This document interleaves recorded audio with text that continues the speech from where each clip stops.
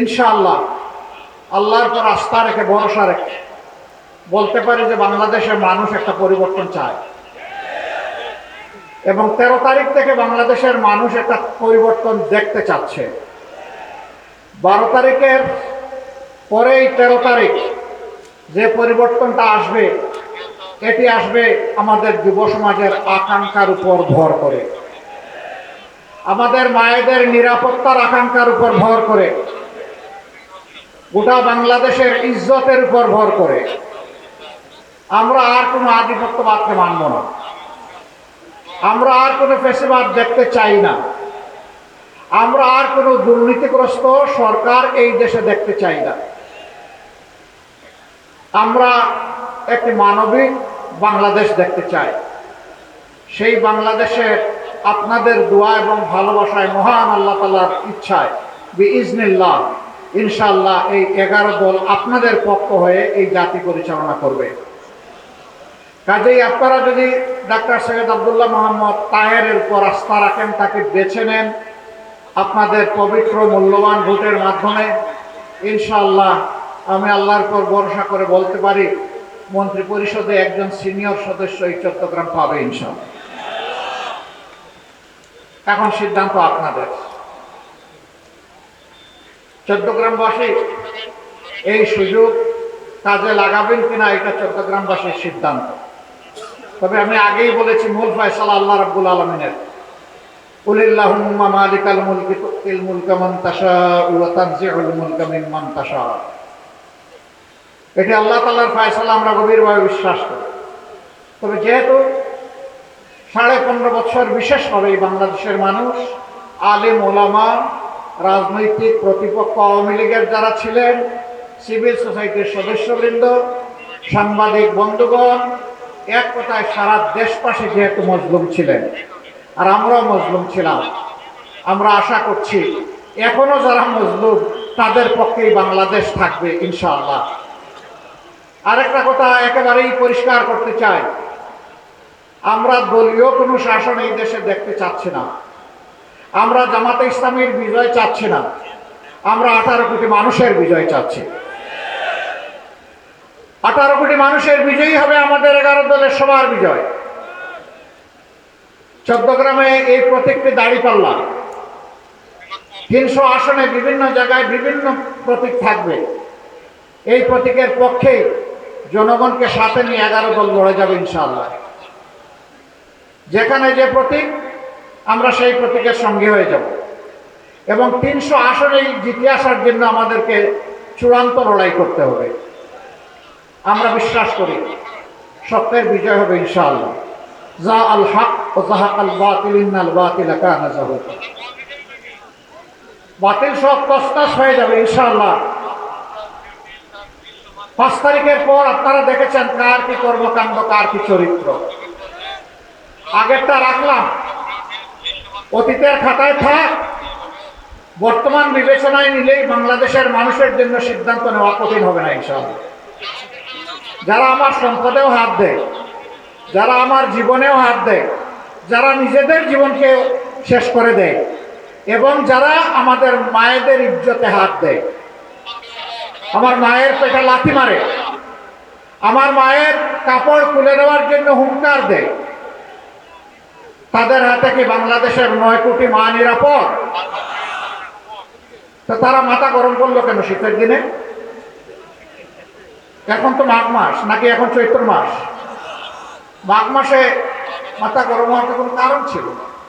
কারণ একটাই, যখন সাধারণ মহিলারা পর্যন্ত বলে যে নিরাপত্তার জন্য 11 দল আমাদের প্রয়োজন, যখন একজন মহিলা তার মতো করে, তার পছন্দ মতো তিনি পোশাক পরে রাস্তায় এসেছেন, সাংবাদিক বন্ধু জিজ্ঞেস করেছে, আপনি আগামী বাংলাদেশের ক্ষমতায় কারে দেখতে চান? উনি বলেন জামাত। উনি আর 11 দল বলেন নাই, ওই জামাত মানেই আমরা সবাই মিলেমিশে 11 দল। বলছে কেন জামাত? ওই মহিলাটি বলেছেন জামাত আসলেই দেশটা ঠিক হবে। বলছে তাইলে তো আপনি এই পোশাক করতে পারবেন না। মহিলা জবাব দিচ্ছেন পরবো না, অন্য পোশাক করতে হবে। তাই পরবো।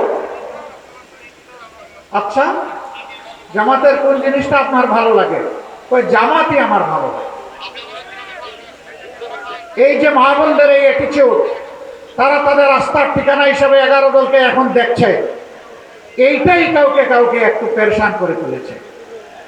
ভাই, আপনারও তো ঘরে মা আছেন, বোন আছেন, আপনার স্ত্রী আছেন, জায়া আছেন, একটু তাদেরকে সম্মান করুন অন্তত।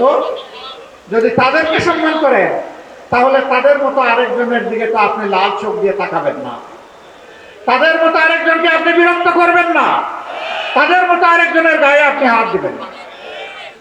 কিন্তু আপনি যদি হাত দেন, তাহলে এই মায়েদের সন্তান নাই? হ্যাঁ, এই সন্তানেরাই তো সব ধরনের ফেসিবাদের বিরুদ্ধে জেগে উঠেছিল জুলাইয়ে, যেই জুলাইকে অনেকে স্বীকার করেন, আবার অনেকে করেন না। এদেরকে তুচ্ছ তাচ্ছিল্য করেছেন, তাই আমরা দেখেছি। সেই ছেলেরা ঘুমায় পড়ে না, আল্লাহর ওয়াস্তে এটা থেকে ফিরে আসে, অন্যের মতের প্রতি সম্মান দেখান, নিজের মত নিয়ে জনগণের কাছে যান, নিজের চরিত্র নিয়ে যান, আমল নিয়ে যান। জনগণ তখন বিচার করবে, বিবেচনা করবে। আমাদের মাদের গায়ে হাত দিবে আর আমরা বসে বসে গালে হাত দিয়ে স্বপ্নে হাজে গান করবো, এটা চিন্তা করবেন না। আমাদের দায়িত্ব তখন পালন করা আমাদের জন্য ওয়াজিব হয়ে যাবে। বাধ্য করবেন না আমাদের। ফিরে আসুন, মাকে সম্মান করুন, মায়ের জাতিকে সম্মান করুন। প্রিয় দেশবাসী, আমাদের অঙ্গীকারটা স্পষ্ট। আমরা বলেছি চাঁদাবাজি সহ যত দুর্নীতি আছে আমরা এগুলার জড় কেটে দিতে চাই, ইনশাআল্লাহ তাআলা। এতে কারো ভয় পাওয়ার তো কিছু নেই। যারা চাঁদাবাজি করেন, দুর্নীতি করেন, তাদেরও ভয় পাওয়ার কিছু নেই। আমরা তো এমন একটা সমাজ গড়তে চাচ্ছি যেখানে প্রত্যেকটা নাগরিক তার জীবন, সম্পদ এবং ইজ্জতের নিরাপত্তা ভোগ করবে ইনশাআল্লাহ। এমন হালাল রুজি দিয়ে সম্মানের সাথে সে বেঁচে থাকবে ইনশাআল্লাহ। আপনারাও বেঁচে থাকবেন এই কর্মে যারা এখন জড়িত আছে। ছেড়ে দেন, এই অপকর্ম ছেড়ে দেন, জাতিটাকে আর কষ্ট দিয়েন না। এক সময় আপনারাও মজলুম ছিলেন, কেন এখন জালিম হতে গেলেন? মজলুম কিভাবে জালিম হয়? আমরা আশা করব সংশোধন হবে। যদি না হয়, আল্লাহ যদি আমাদেরকে সেই সরকারটা গঠন করার তৌফিক দেন, আমরা সতর্ক করব, সংশোধনের সুযোগ দেব।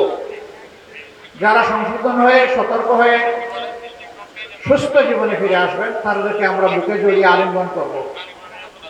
যারা আসবেন না, তাদের বিষয়ে আমাদের কোনো মায়া দয়া থাকবে না। আমরা চরম নির্দয় হয়ে সেখানে অবস্থান নেব, 18 কোটি মানুষকে সম্মান করার জন্য।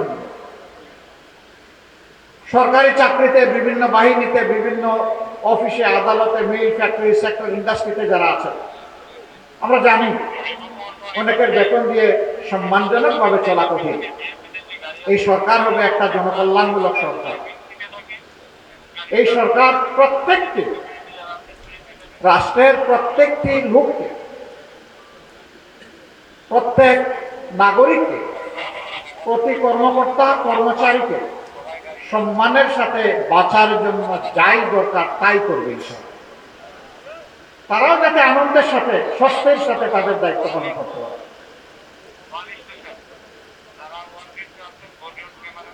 আমাদের ব্যাপারে অপবাদ ছড়ানো হয়, এরা ক্ষমতায় গেলে কওমি মাদ্রাসা বন্ধ করে দেবে আর মসজিদ থেকে সমস্ত ইমাম খতিব বের করে দেবে। কওমি মাদ্রাসার একজন কর্ণধার এখানে আছেন না, আল্লামা মামুনুল হক সাহেব, তিনি তো তার বংশীয় ধারাক্রমে তিনি কওমির একজন প্রতিনিধিত্বকারী। এরকম আরো সবাই প্রায় আছে। তাদেরকে সাথে নিয়ে কি আমরা কওমি মাদ্রাসা বন্ধ করবো নাকি? এগুলো হলো মিথ্যা গুজব ছড়ানো, মানুষের মনে বিভ্রান্তি এবং সংশয় সৃষ্টি করা।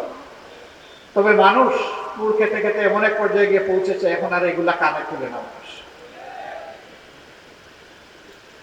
আলহামদুলিল্লাহ, আল্লাহ যদি আমাদেরকে সুযোগ দেন, তাহলে কওমি মাদ্রাসার বেফাক আছে, হায়াতুল উলিয়াস, সেই নেতৃবৃন্দের সাথে বসা হবে। এই সরকারের প্রতিনিধিরা বসবে, এখানে তাদেরও প্রতিনিধিত্ব এই সরকারে থাকবে। বসে কওমি মাদ্রাসার উৎকর্ষ সাধনের জন্য যা করা দরকার তাই করতে আমরা বদ্ধপরিকর। এখন মূলত দিনই শিক্ষাটাকে ধরে রেখেছে কওমি মাদ্রাসা। আমরা সেই দিন চাই, আর আমরা নাকি কওমি মাদ্রাসার বিরোধিতা করবো, আশ্চর্য বিষয়। সম্মানিত ভাইয়েরা, যে যুব সমাজ বুক চিতিয়ে যুদ্ধ করেছিল, তারা কি বেকার ভাতার জন্য যুদ্ধ করেছিল? তারা তাদের অধিকারের জন্য যুদ্ধ করেছে। এই জন্যই তো আবু সাইদ রাস্তায় নেমে বলেছিল, হয় আমার অধিকার দে, না হয় আমাকে একটা গুলি দে।